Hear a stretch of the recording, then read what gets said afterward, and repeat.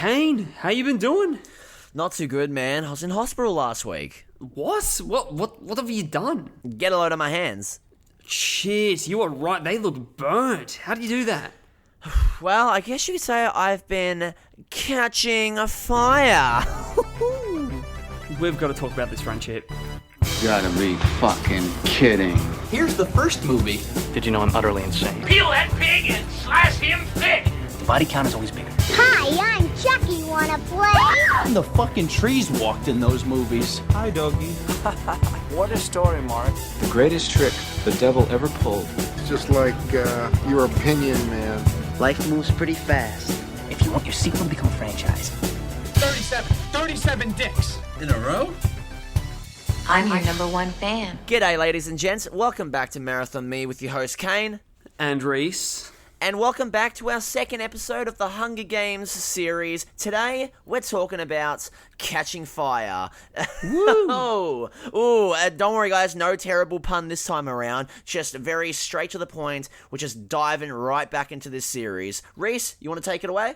Sure. We rejoin Katniss, our protagonist, our main woman, who post-win, with her and Peter both winning the last Hunger Games. Everything's looking a lot better in District 12. Actually, wait a minute, everything looks a lot better here. Because instead of having like around $70 million of a budget, they've got $130 million now, and we've got a whole new director, Francis Lawrence, on the case, and everything looks much prettier. Did you find that right away with this movie? Oh, completely, yeah. From the cinematography to the direction to, like, even a lot of the acting, I feel, is a lot better in this movie. Like, obviously it helps that this movie literally almost has double the budget of the original, but you definitely feel that they really got their money's worth with this film. Like, they really put in a lot more professional effort this time around, I feel. This definitely does step up from the last one. And in my personal opinion, I felt it in every way that I preferred this film so much more to the previous film. Yeah, no, I completely agree. I for one, even though I enjoy the original one more than you, but I will say that this is a definite step in the right direction. Not just in terms of like the story and the characters, but again in terms of like filmmaking wise, this is a lot more competently directed compared to the first one. Dare I say it, is Hunger Games Catching Fire not like a bad film like what I was saying about the first Hunger Games, not just a meh film, I think that this is a great film. Very good. A lot of, like, it does have its sort of, like, inconsistencies and stuff, but I would say it's pretty fabulous. And here's a bit of the trailer of The Hunger Games Catching Fire. This is the 75th year of the Hunger Games. The tributes are to be reaped from the existing pool of victors. I get to say goodbye. So what do we do? I think these games are gonna be different. The 75th Hunger Games! Ready to work? There she is, Katniss 17, the girl on fire! I want you guys to forget everything you think you know about the games. Last year was child's play. This year, you're dealing with all experienced killers. Your last advice? Stay alive. So, as we enter the new chapter in this Hunger Games saga, we see that while District 12 is looking a little bit better, since Katniss and Peta have won, Katniss is not really doing too well. She's struggling with a lot of trauma and PTSD as a result of, the horrific bullshit she went through in the first movie. And I think it really works, honestly, that, the sequel needed to show kind of the ramifications of this horrific event that a character would have to, process and deal with after having going through such a traumatic experience. And I think it's I think I really appreciate the film for actually like kind of, you know, having, you know, taking some time to show, you know, the, you know, like the winner of a Hunger Games, like kind of like coming back to reality almost, you know? Like, did you enjoy that, Rhys? It's almost as if the Hunger Games never really end for these people. Oh my lord! Oh, these movies, man, they're so subtle. Oh my lord! But you are right. That is probably my favorite thing about this movie is that it really does explore that trauma and how changed you would be from these games. Yeah. Which is a lot of fun and like gives a little bit of like a layer of complexity and nuance to the script and the entire and all the characters and where they are sort of going from here. So yeah, it's like the world has changed for them. That as well as just having gone through this like traumatic experience, they're also Peeta and Katniss. They're celebrities now. They're like sort of countrywide celebrities. All the districts know them, and the capital knows of them. Everyone, you want to either be Katniss or be with her. Same way with Peeta. Like it's just they're like the faces of celebrity. Definitely. And I really, really like what they're doing here with exploring and discussing this idea and power of celebrity, right? And how you can go in these different like having a platform is extremely important and powerful to getting your agenda across, right? And they are much more powerful people now because they have that platform. Yeah, and then obviously their kind of their notoriety and their like celebrity status is kind of they're like President Snow kind of tries to use it to his advantage because obviously in the first movie we didn't really touch on it much on Rue's character or her death scene, but you know, obviously there was the scene in the first movie where after Rue dies and Katniss gives the salute, we had like a little bit of a riot scene, which was like kind of like the sparks of like a supposed revolution, perhaps. Ooh, the seeds are planted. Oh my lord!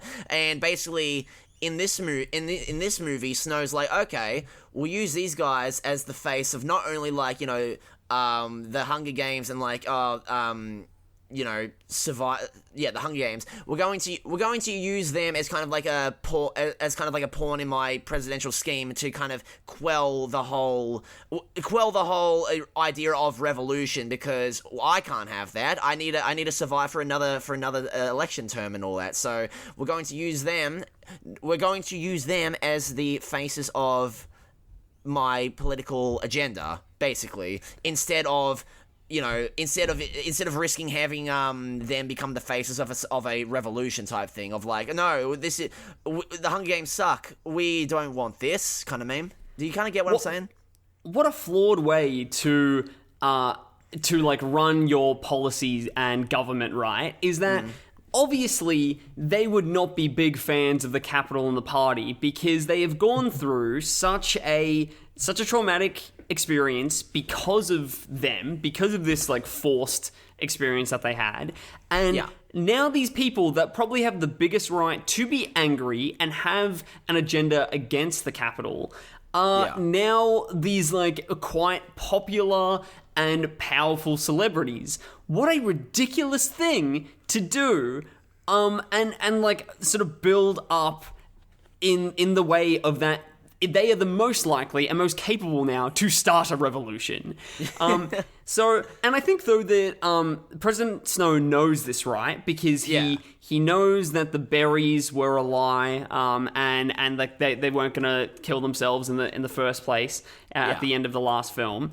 But it's like there's like this scene of President Snow talking with Philip Seymour Hoffman, being like, "We need to kill them. We need to make sure that Katniss and Peeta can die," which then like is the crux of then getting this like All-Stars Hunger Games building. So then all these previous winners come together in another Hunger Games together to then fight to the death. So then hopefully that's them controlling for these powerful people that they have created. Yeah, really cool concept, I think. It's a great concept. It's Snow's way of like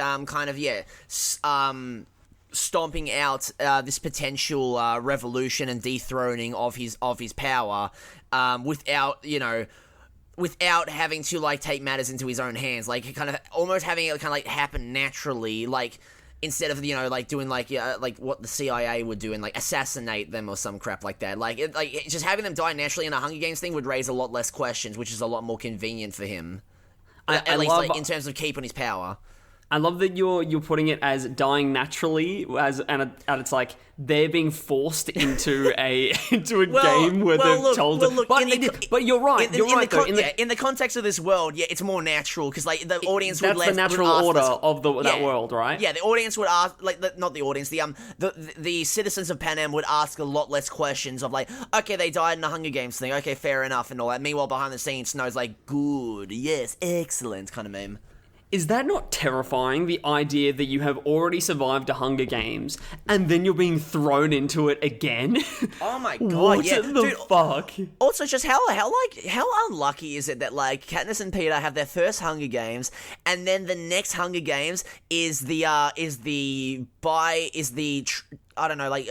tri-century special Hunger Games or whatever, because, like, the All-Stars Hunger Games is, like, a thing that happens once every quarter of a century. Yeah, every quarter of a century. Every 25 years. Yeah, every 25 years. How unlucky is it that literally after their first game, the next one is just like, okay, it's an All-Stars match now, so you guys are probably gonna have to go back in. Ooh, sucks for you guys. Yeah. Exactly. Very coincidental and functional though for the plot, because if you're making a Hunger Games sequel, you've got to have a Hunger Games. And that was something that, like, were you quite curious about that when starting this franchise, us not knowing exactly where the plot is going to move us and the narrative is going to move us through these books, through these stories, that it's like, how the fuck are they going to get Katniss and Peta into a Hunger Games in every movie? How is this going to happen? Because this must not be the only Hunger Games in the Hunger Games franchise, right? And it's not. You get an All-Stars one. Didn't think that it would be the second. I didn't think it would be in the second. Thought maybe it would be in the third or something. But that, like, I think that probably the third moves on to the idea of before being like the Hunger Games never really ends. It's all a big Hunger Game. But yeah, really, really cool concept here. It is. I like that before the Hunger Games even begins and all these different things, that right away in our first half, when they just sort of being their own selves and they're trying to establish status quo again and District 12 and everything, that, like, so it goes into the love triangle right away, and the jealousy between Liam Hemsworth and Peter. Yeah. And here the romance is done probably best in any other one of the Hunger Games movies, I believe. Yeah, it definitely is. Yeah, you definitely buy it a lot more than in the first one. Yeah, you start feeling Katniss and Peter's connection tenfold in comparison to the first film. Oh, definitely. And that's one real, like, big hook, I think, for this movie that would, like, keep me that kept me in it, and also would have probably at the time, like, that's the main thing that like the 11-year-olds that watching this film as it came out would have been into, right? Is the romance. All the tweens would have been all over that, and that would have been their favorite part of the movie. The tweens aren't going in there to watch the, like, borderline World War II scenes and Holocaust footage at the start of the movie. No, they want to see Katniss and Peter kiss in a cave. That's what they're there for. Or maybe Katniss and Gale kissing in the forest. Rhys, are you? I'm pretty sure I already know the answer to this. Are you Team Gale in this one, especially because the relationship is a lot more better developed? Are you Team Gale or are you Team Peter?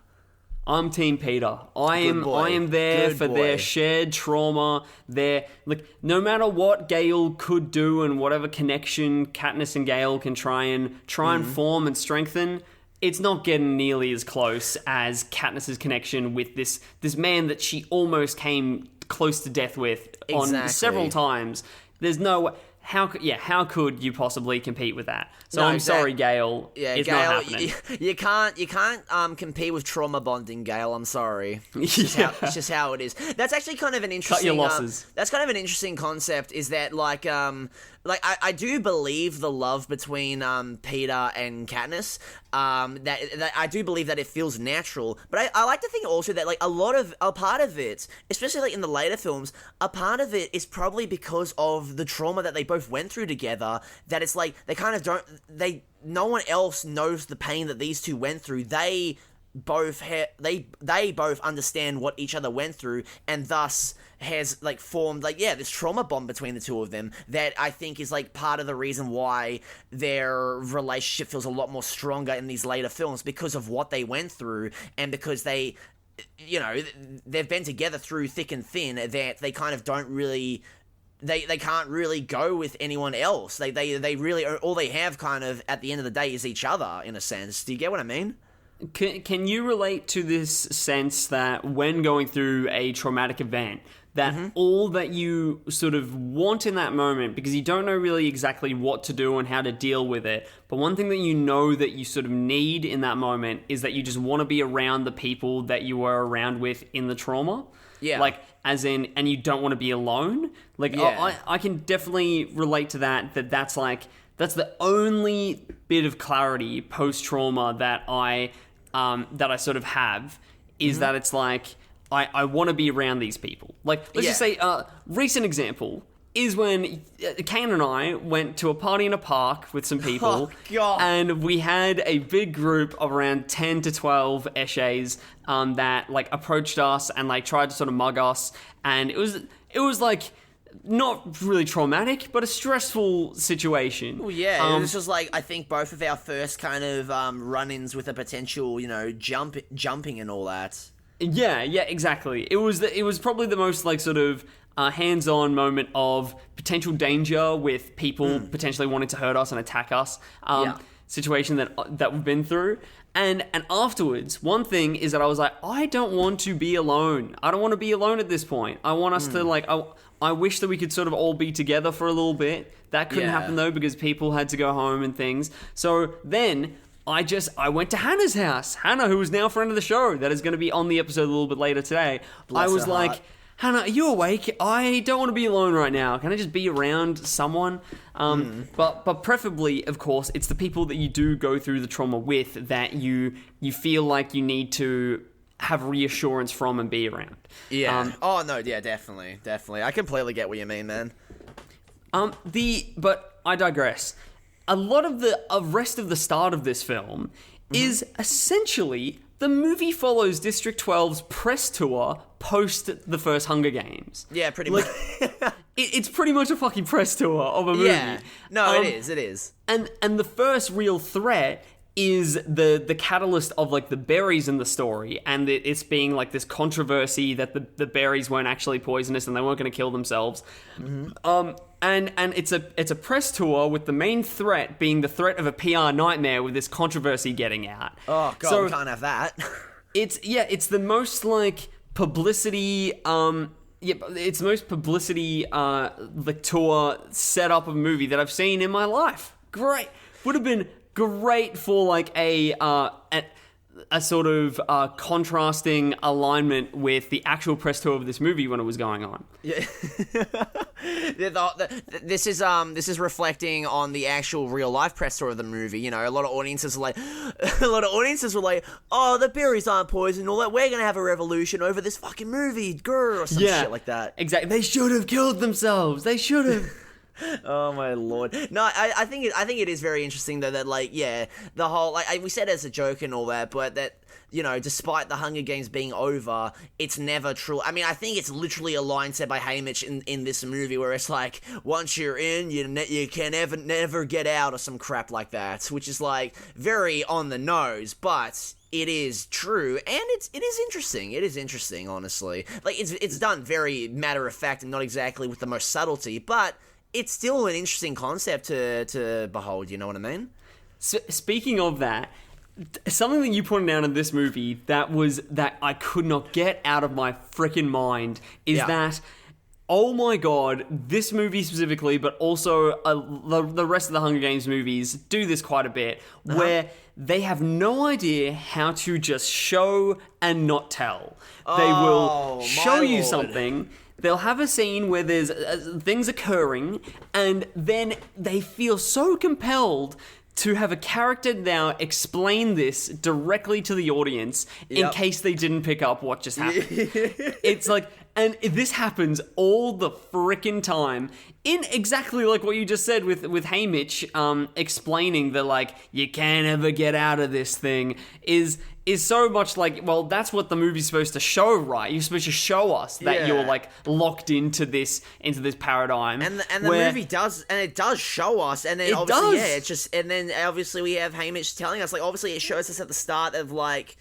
you know, Katniss, like, getting a visit from President Snow, and he's like, alright, you gotta do this press tour and all that, or else I'm gonna hurt your family or whatever. Anyways, have fun. And it's like, okay, that's fine.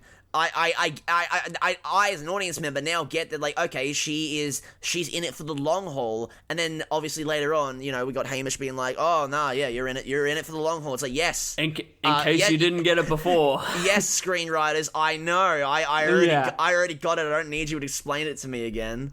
And this initially struck me as a complete result of this being made for preteens, right? Is that there's not a lot of faith in the audience to get what's going on, so just in case they're just going to tell us again what's happening. But also, thinking about it again, it could be a result of it being a book series, right?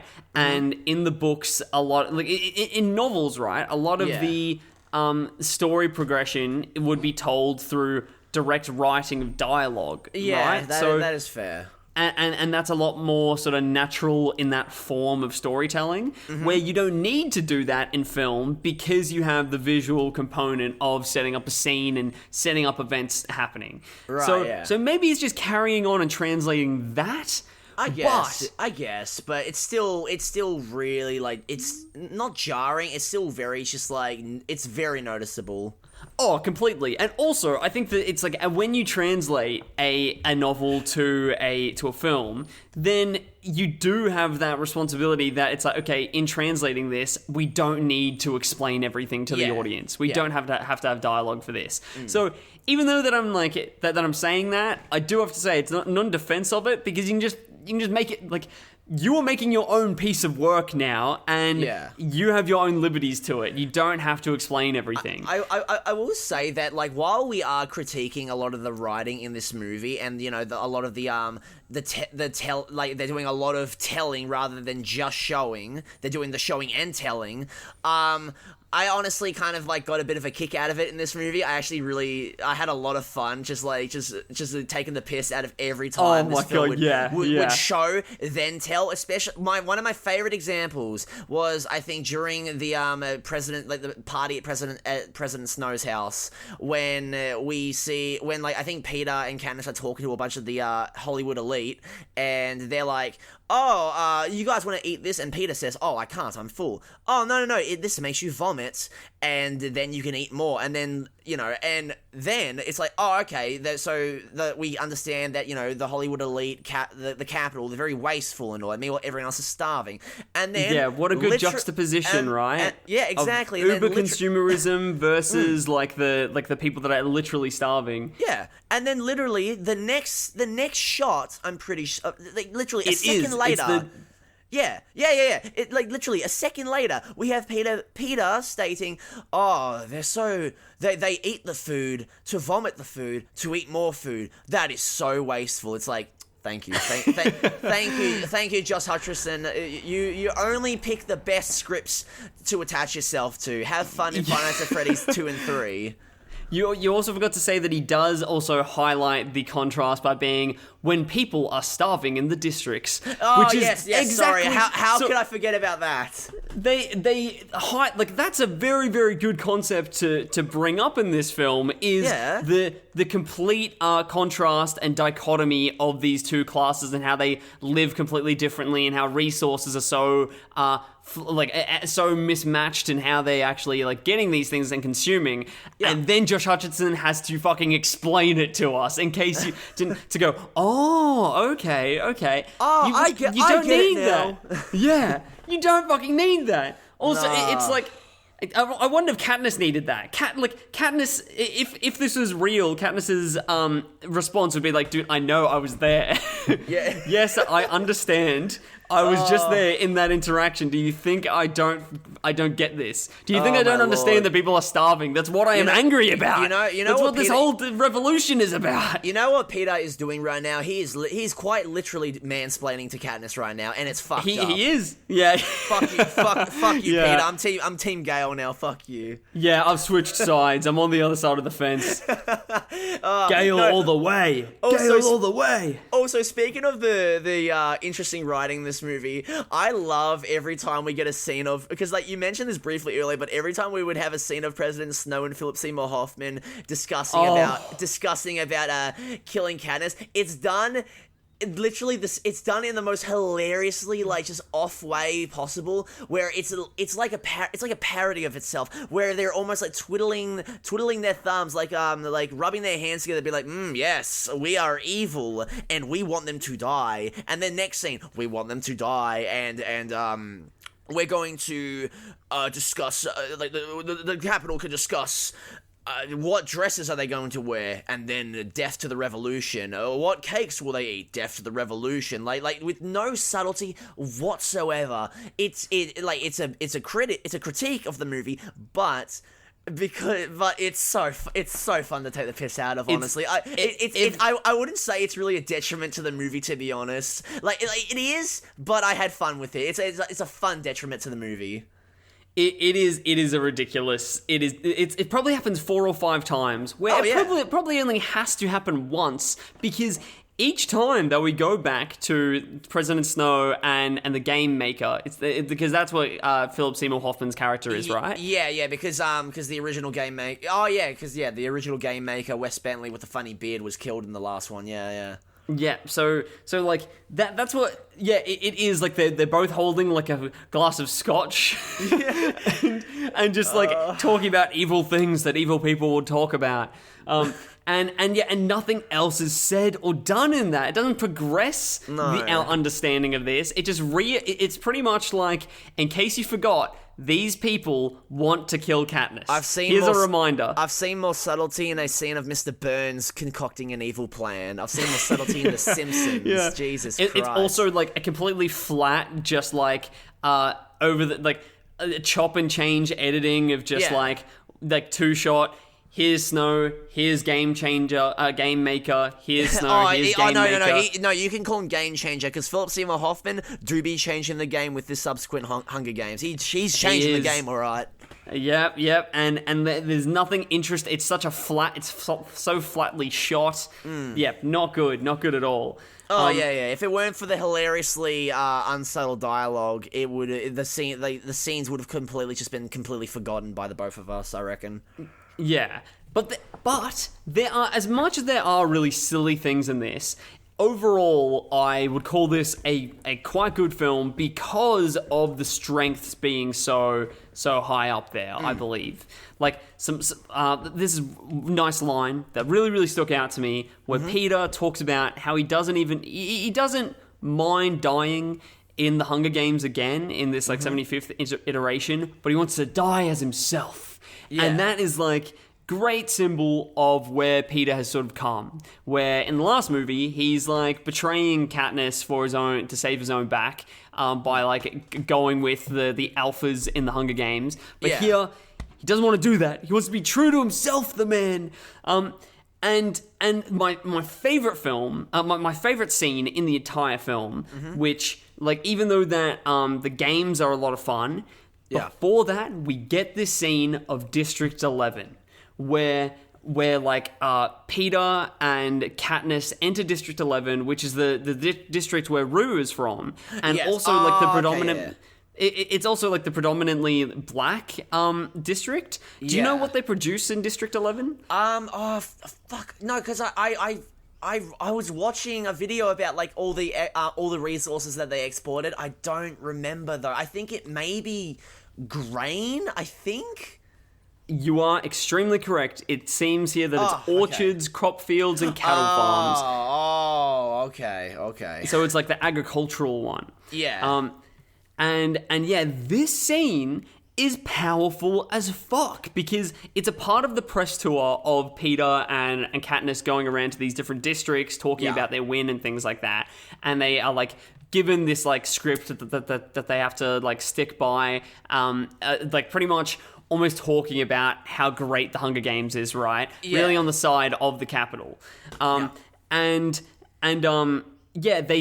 go off script, and Katniss talks about Rue and talks about how much of a big loss it is, and it's like the first moment of sort of like her instigating a bit of a rebellion, right? Yeah. And where she like does the whole everyone starts giving the 3-finger salute, and it is that there is an audio cue here and an audio beat that it makes it this powerful moment of community, where they sort of like fight against, like sort of rebel against the party, and it's made quite tense because then like the Capitol then sort of fight back, and they like execute someone on stage, the first person to give the like 3-finger salute, right? Oh my god, and it's so fucked. It is intense, it is weighty, it is also like an interesting reflection of like police brutality in our own sort of like contemporary landscape. Best scene of the movie in my opinion, the most real. It is like it's quite dramatic, but not overly dramatic that it doesn't feel sort of like raw and grounded, you know? Yeah. So, man, I stand by District 11. This is the place. I want a whole movie set in District 11, man. Mate, I mean, look, we've already gotten a new Hunger Games movie, like several years after the series supposedly finished. We could get a spin-off. We could get a District 11 spin-off. Who knows? We'll get We'll get the Rue origin story. Yes, that's what we need, right? How upsetting would that be? We get a Rue origin story where she just dies at the end. Oh my lord, that would be so upsetting. Would they have like Katniss? Would they have Jennifer Lawrence in that, like playing a younger version of herself? You know what I think it might be like. The movie, the Rue origin story. It ends as she's walking into the training grounds of the Hunger Games, and then before the movie cuts to black, it pans up. You see Jennifer Lawrence turn around, and then boom, cut to black, and then then the after credits scene is just her grave. It's just like her grave, maybe like her hand sticks out of the grave and all that, and it's like, oh, she's a zombie, she's back. Yeah, exactly. We get a zombie Rue spin-off. It's not even a prequel or anything. It's like it's set in like chronological like post-revolution, but she's come back from the dead. I mean, and she's taken on the world. It's a real fish out of water scenario because the world has gone back to normal, but she only knows the world when like pre-Hunger Games. I mean, so to be fair though, we've seen a lot of weird, stupid, ridiculous shit in these movies, so I wouldn't put it out of the realm of possibility, to be honest. Also, zombie Rue could come back. Also, one thing that we were like. It's directed by Francis Lawrence, right? Yes. Who directed I Am Legend. And do you know about the I Am Legend sequel that's coming out? I do. I am planned? aware. Yeah, I am aware. Wasn't I the one that told you about this?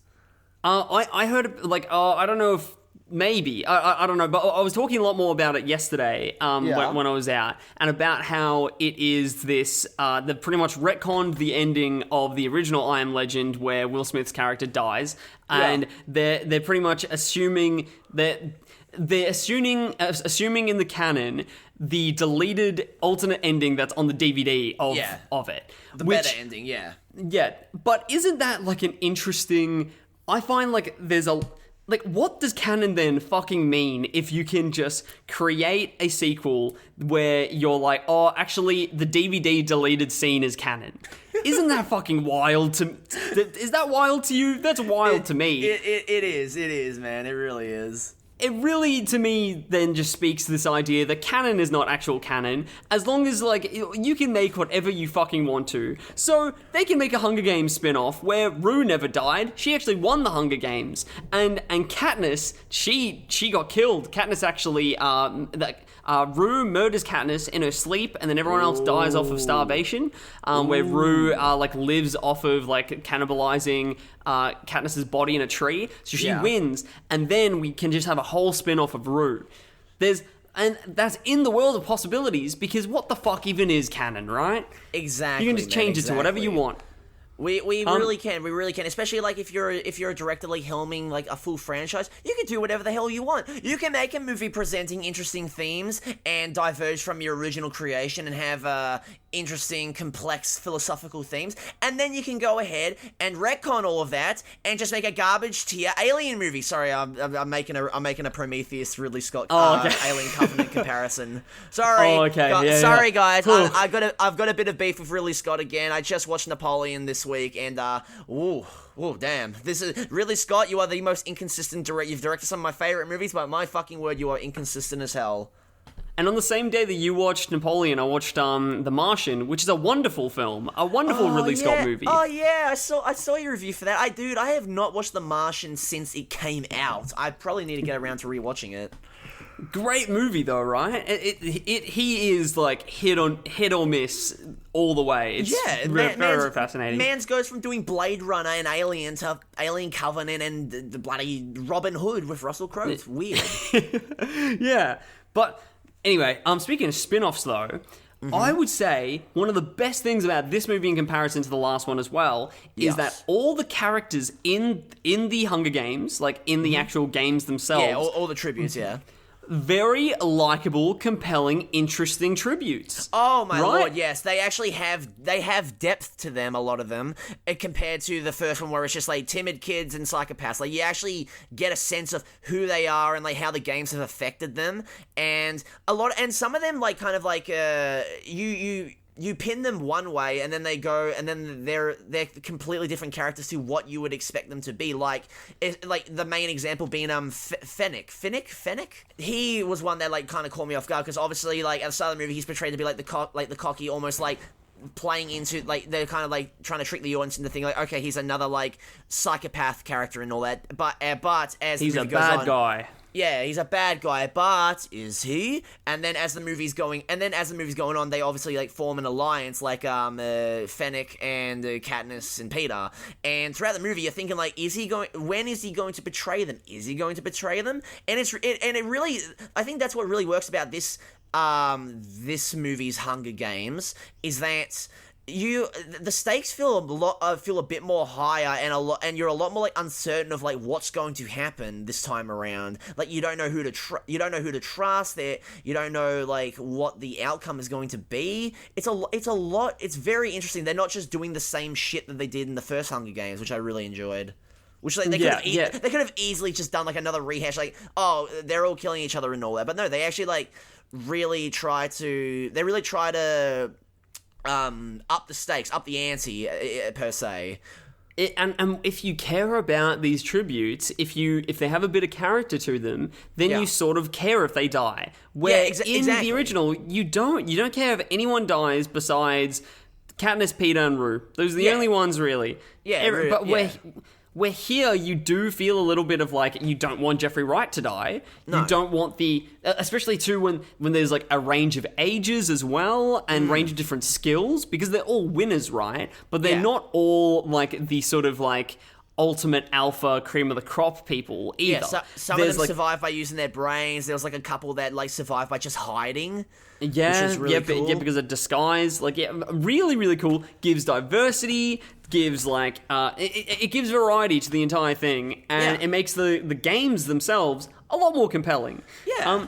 I thought initially that this idea of using the victors of the games for like this all-stars sort of battle, that it didn't really make a lot of sense, I thought, because I was like, surely there would be districts that would just not be represented, because they say that pretty much it's like District 2 and 3 or something like that, right, that wins every year.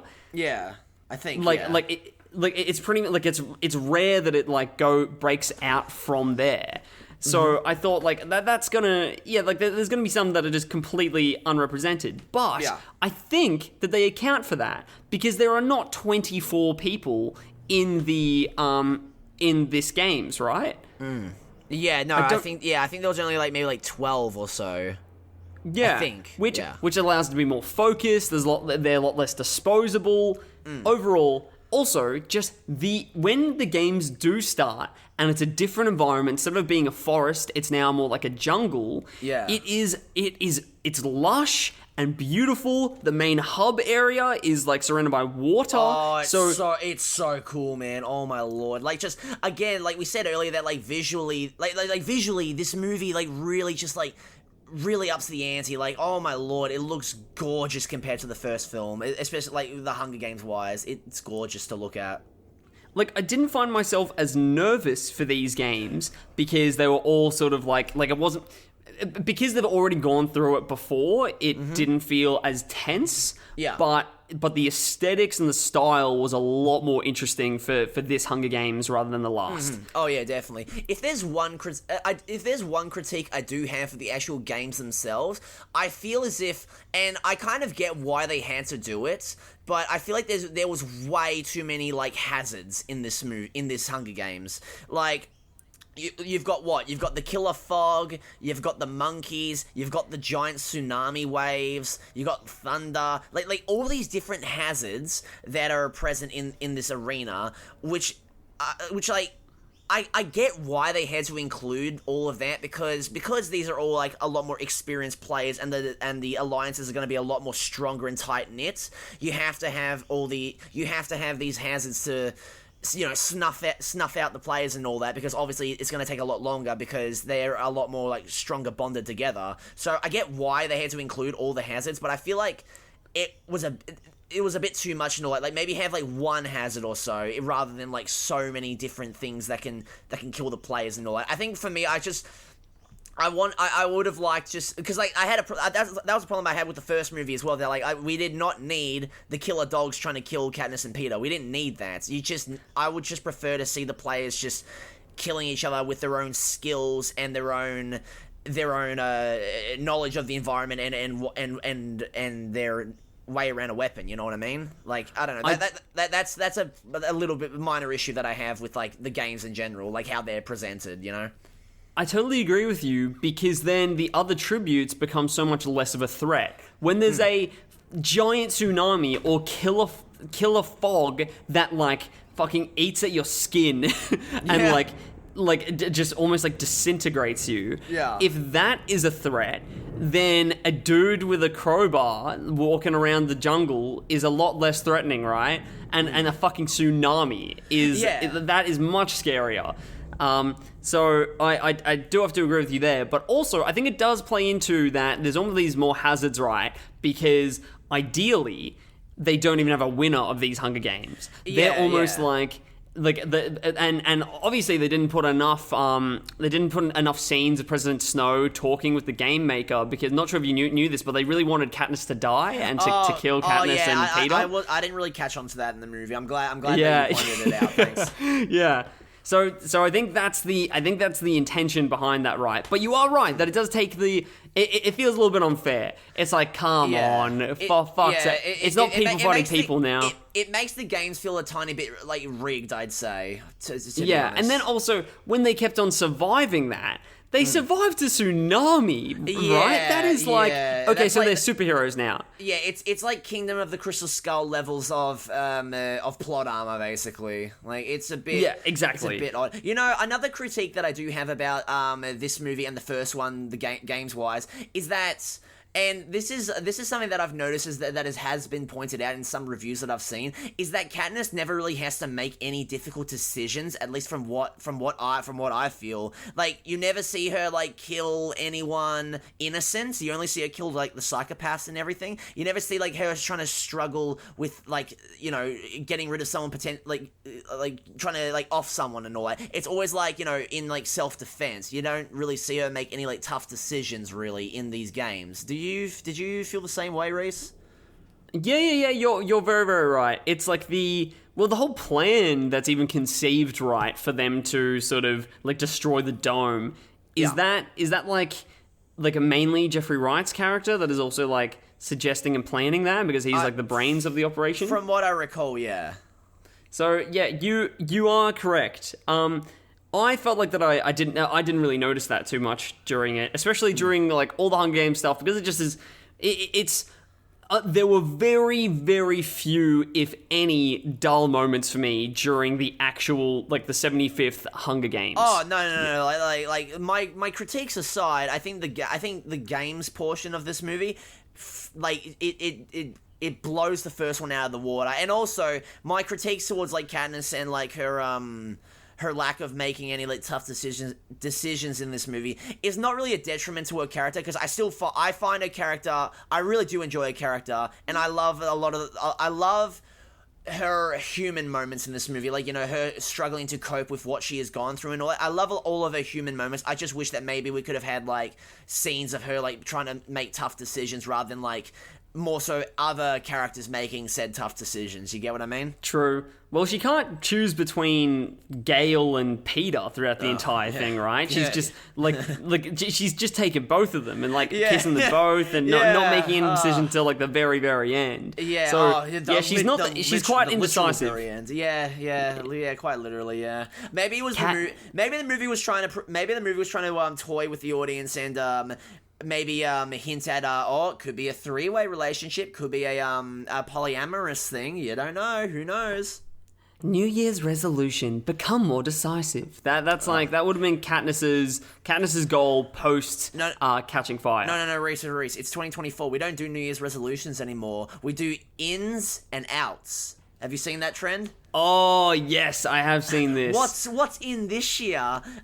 Decisiveness. Actually picking a boyfriend and fucking sticking to him. Outs. Being indecisive. And chocolate. Outs. The Hunger Games. Outs. President Snow. Outs. Yeah.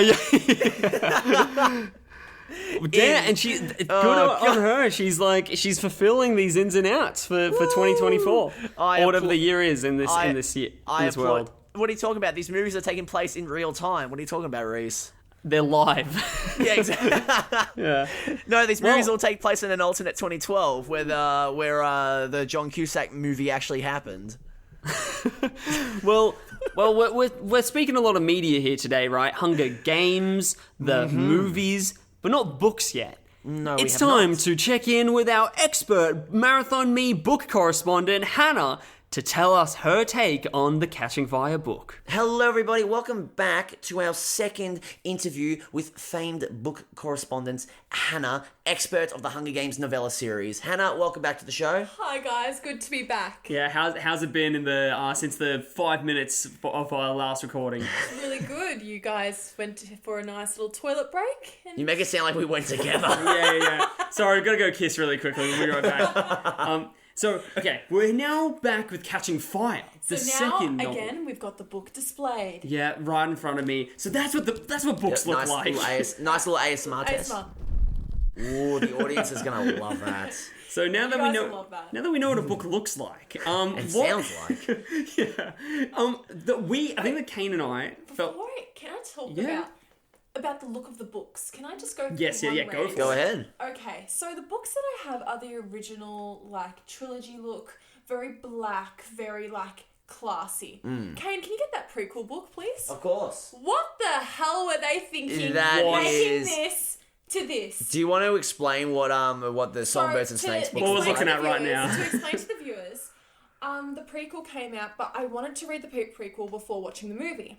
Mm-hmm. And when I went to the bookstore, I was searching far and wide for the exact same look, like the same size, in the black, like very classy book cover. Couldn't find it anywhere.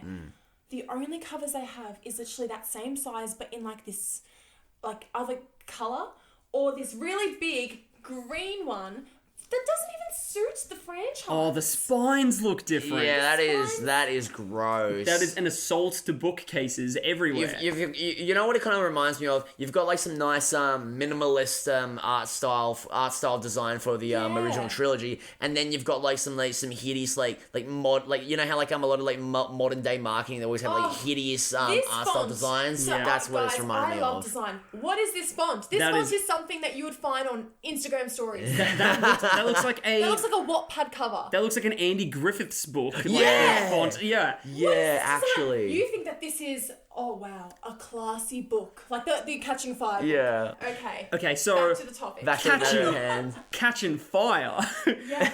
So for Kane and I, this felt like a big upgrade. I think we think. Yeah, wholeheartedly. But we are wondering on a reading basis for these novels. Was it an upgrade going from The Hunger Games to Catching Fire? Definitely. Definitely. Okay. It would be my number one. Oh, very nice. okay. Very nice. For Catching Fire, there is something that they do in the film that has just made it such a great adaptation all around. That's why I have few notes, because the adaptation really captures like everything that's quite important. Yeah, they tend to, you're saying like it tends to not really stray away from the source material. It's like I think because what happened was in the Hunger Games, they saw it as like more of an indie project, but they thought it was probably going to be like, there was a franchise I read as like when I was younger too called Fallen. It was like angels falling in love. That was a massive flop, but it had the same production value as Hunger Games, but it flopped. Never heard of it. Oh, and when you think of Twilight too, like the first Twilight was like, you know, not... Like finding its footing and then it took off. Well, the first Twilight movie does feel like an indie film, honestly. So I feel like with Catching Fire, the whole setup, like even you can just tell the production value with even the start with the CGI and the holograms. You're like, okay, they're getting, and they also got better actors as well. Oh yeah, a bunch of A-list stars. Like Finnick, you know. When like the movie starts and Katniss is played by Courtney Cox, it was just like, I couldn't believe it. I thought that was Rachel McAdams. What the hell? That's insane. Sam Claflin, he's a very you know, not saying that the original, but like I'm saying for the tributes, like the side characters. Yeah. They Well, I think also with Catching Fire, because they're it's the 75th 75th. Like this All Stars game and all that, where they have like previous tributes, like previous winners coming back in. A lot of them being adults, they could get like some more known actors, like people like Jeffrey Wright and the Honey Bunny from Pulp Fiction. Yeah. And then obviously, you know, getting people like the Philip Seymour Hoffman as Plutarch. I think his name was. Mention is like in the Hunger Games and the Catching Fire. I love what's his name? He's Tucci. What's his first Stanley name? Tucci. Stanley Tucci. Yeah. He does such a great performance. He's great. Yeah, he's amazing, because you're like, is he rooting for them or is he not rooting for them? Like, what's the go there? So I really liked his performance through the Hunger Games and Catching Fire. But let's talk about Catching Fire now. Let's hear it. Okay, I loved how, talking about the relationship, I loved how Katniss and her relationship with Peter evolved in this film. Like, I feel like it really flourished. Totally agree. Yeah, no, I feel definitely. like it flourished, and you really see more of Gale's character, whereas in the Hunger Games, it seemed like more of a cardboard. Like, you're like, oh, I feel for Holy Gale. shit. Yeah, no, definitely. Yeah, like, oh, I feel for Gale. Like, it's so shit. But then in the second one, you kind of see his character compared to Peter's, which then makes like a bit more of a divide on their personalities. Because I think Peter was more like, you see him as more of like a softie, and then Gale's like the hard, like tough and protective. So when I was younger and I watched the Hunger Games, I'm like, Gale, Team Gale. But then when you get to Catching Fire, Peter shows these qualities of like nurturing and like genuine care for Katniss, even though she portrayed him at the start of showing that fake. And Peter has a really good arc in this one, right? Yeah. Where he's like ready to sort of like step up to the plate. I think that there's a line in this movie where he says something like that. He doesn't mind dying, but he wants to die as him. Yeah, he doesn't want to sacrifice like kind of like himself. on his own terms and all that kind of stuff. Yeah. Like, look, here's a way I like to think about it. With like comparing Peter and Gale and all that. Childhood is when you idolize Gale. Adulthood is when you realize Peter makes more sense. Oh my god, Peter for sure. Like, Peter just makes so much more sense. Like, oh my god, and you know what also depicts like, I love the scene where they're sitting at the beach and it's like their kiss scene, but it's like he's, you know, in the book, I'm not sure if in the movie they do it as well, but he gets a pearl for Katniss. They do it in the movie, yeah. Okay, beautiful. See what I mean? What a great film adaptation. Like, they kept everything on par. That when he said, I don't have any family. Like, I don't have any family to protect. And he has the locket. And he said, I'm here for you. That just showed the dynamic switch of he's a brave character. And also, he realizes, again, he knows how to perform. He knows how to be charming for the Capitol, because that's what they want. Yeah. That's how you survive. Yeah. I'm wondering if are there any big differences between the Catching Fire book and movie that come to the top of your mind? Okay.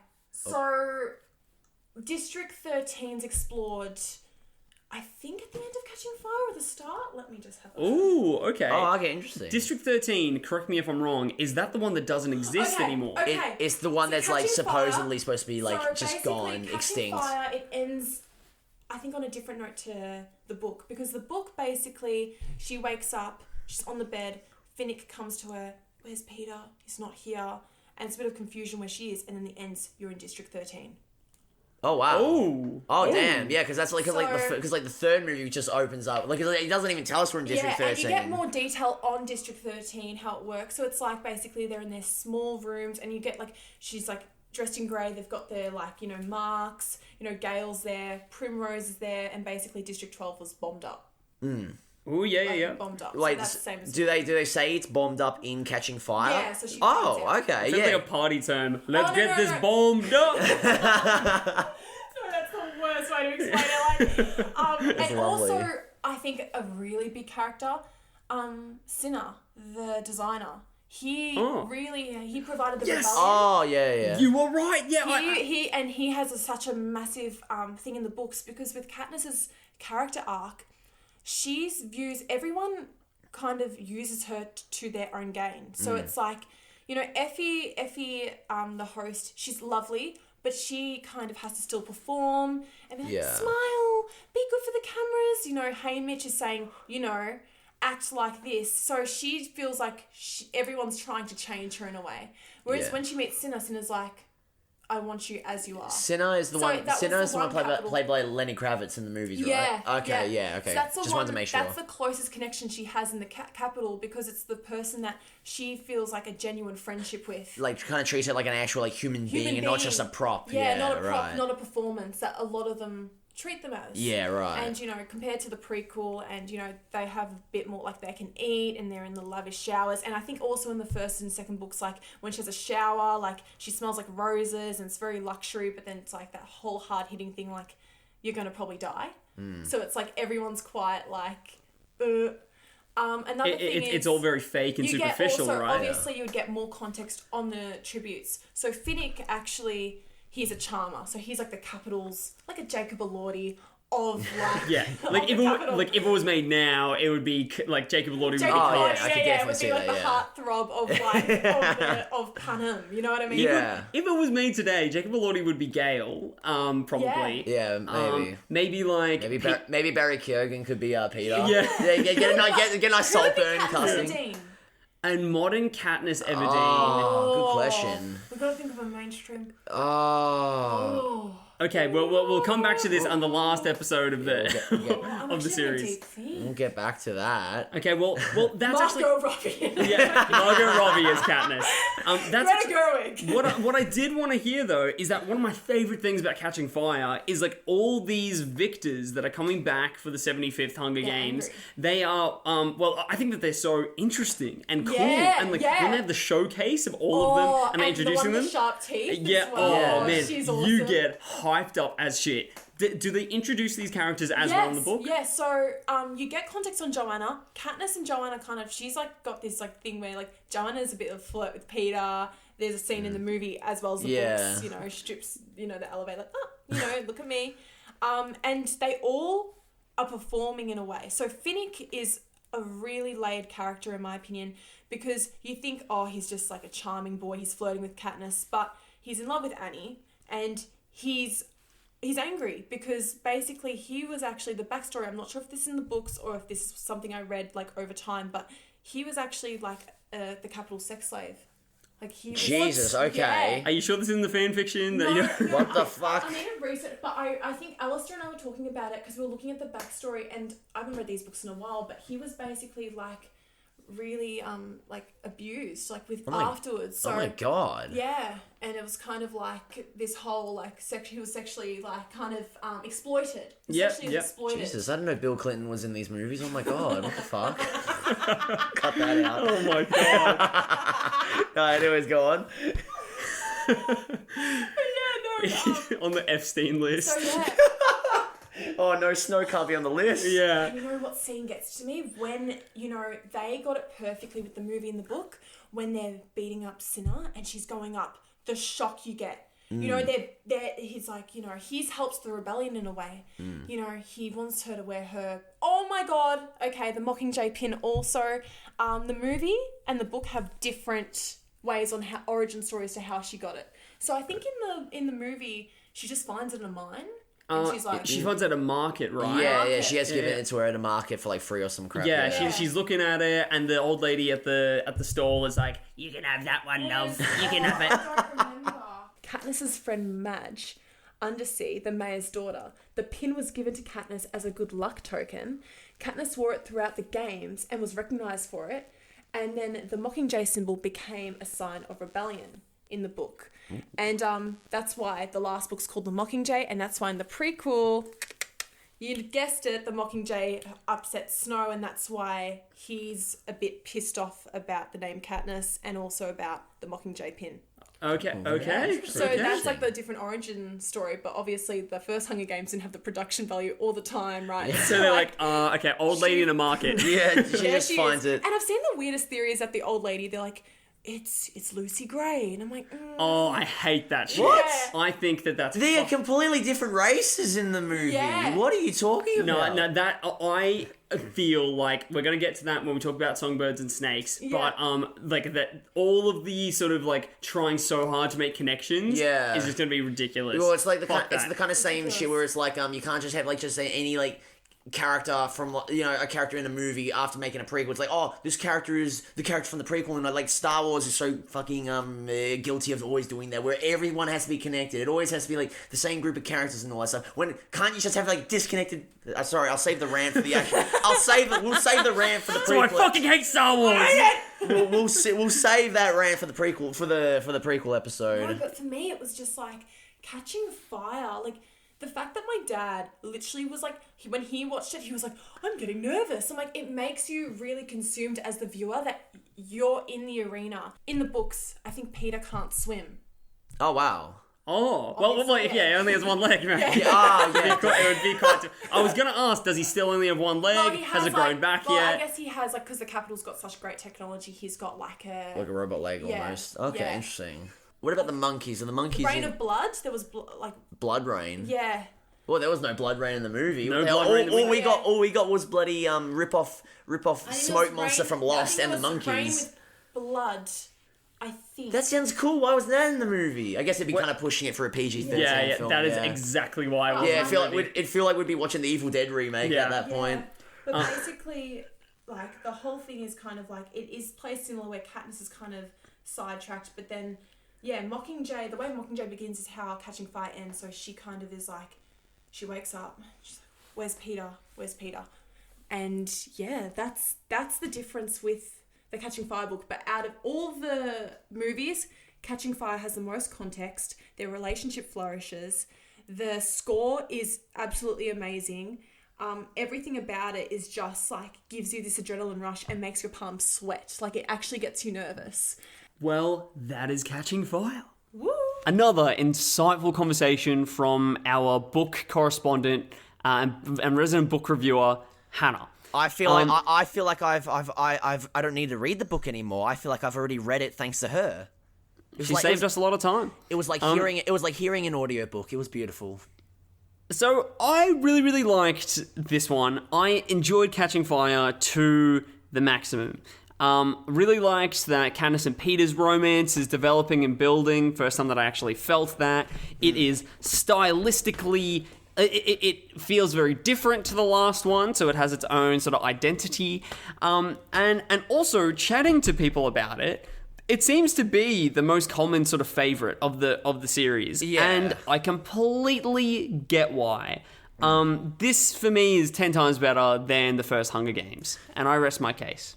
Yeah, no, I for one am on the same boat where I definitely think that this is the best one so far from what we've discussed, and I completely understand as to why this one is the most beloved, because this is everything that the first movie is, except 10 times better, 10 times like more effort, more style, more substance, and it really did catch fire.